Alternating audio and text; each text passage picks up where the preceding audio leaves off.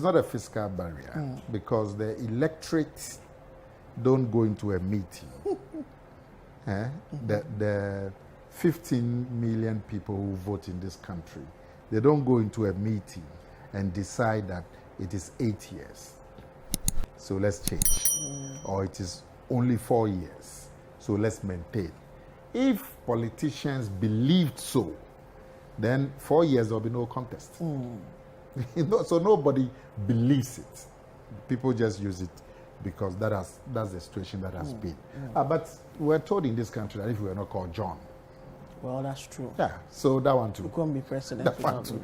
And one of the main candidates in the NPP was called John. So he used it that, look, this country, John is the name. Yeah. John is the presidential name. So that one too. Yeah. And then they said that if the elections in Ghana, the 4-year cycle corresponds with the American cycle. Yes, and yes, so yes, the yes. party that wins in America determines. It used to be, and in fact, when you track, you could see that there's that correlation. Spot on until the last election. So these things are not written. So the 8 can be broken. It will be broken because it's not in stone. Okay. And I'm saying if politicians, political parties, and if we believe that, then we wouldn't contest after 4 years. But apart from the prevailing conditions, many think that the most dangerous test for the NPP will be its presidential primaries. And now, the two frontrunners, Alan Chematin, this will not be the first time we're contesting, and then Vice President Bawumia. If this is not managed well, and it's already started with the polling station elections, constituency elections coming up yesterday, we heard about what happened in Sisala West and all.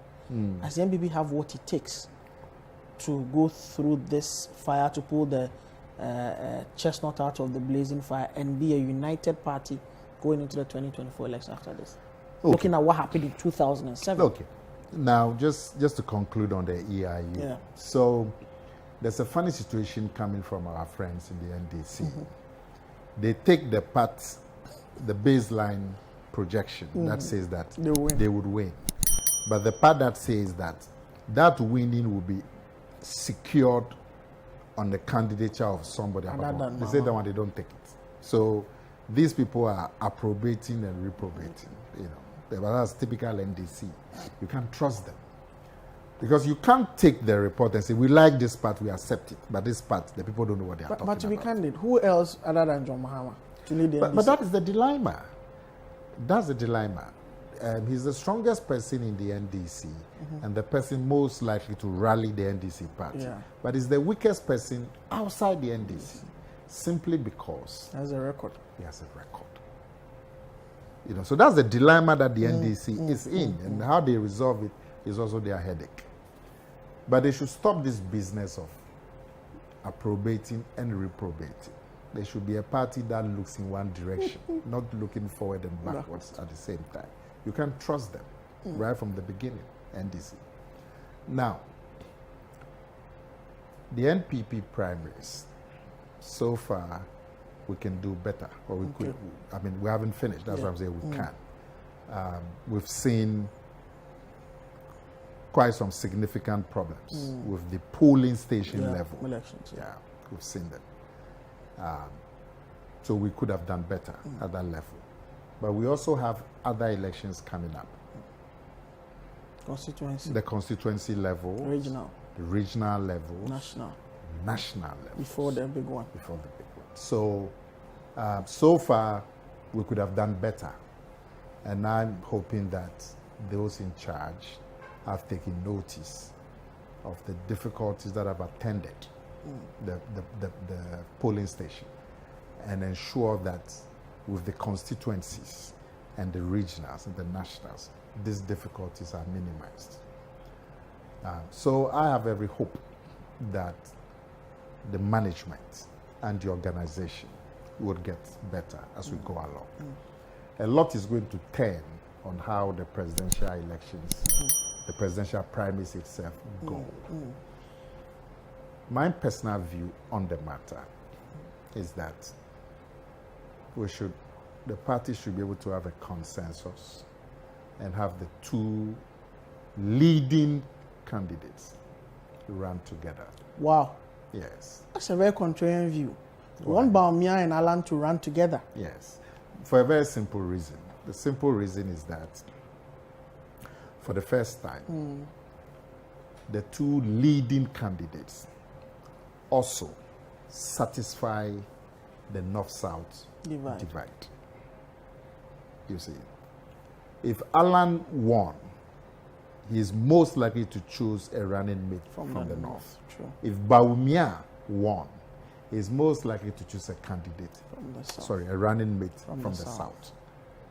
The two of them, they are the leaders. I mean, everybody knows. The other people coming in, very gentlemen who've served the party well. But when we are talking of the two, we've always known the front runners, haven't we? Yeah. In 1992, 98, yeah. it was Dubois Dubois Hini and Kufuor. Dubois Hini won. In 1996, it was Dubois Hini and Kufuor. Kwame pinning him somewhere until the court case. Kwame Pinning didn't take Yeah. part, unfortunately. It was Dubois Hini and Kufuor again, and this time Kufuor won. In 1998, the front runners were Kufuor and Akufo-Addo, and Kufuor won. There was no primary in 2000. There was no primary in 2004. The primary in 2008, the front runners were Alan Kyerematen and Akufo-Addo. Everybody knew it. And indeed, the results showed. Akufo-Addo won, Alan was second. The primaries in 2012, we knew the front runners, Alan and Akufo-Addo. And indeed, they were first and second. 2016. So we've always known the front runners. And the front runners today are Alan and Bawumia. Now, in all the previous primaries, the two front runners did not satisfy the North-South divide. True. I mean, Dubois Hini and Kufuor Kufuor didn't from the satisfy. South. They were all from the South. Kufuor and Akufo-Addo, all from the South. Akufo-Addo and Alan, all from the South. This time, you have Bawumia and Alan, both satisfied. So, I would want a certain consensus to be built around it. within the party to have the two of them run together. It Interesting. will save us an acrimonious. And you know, the party provides that when we're in office, the primary should be in the election year. Yeah.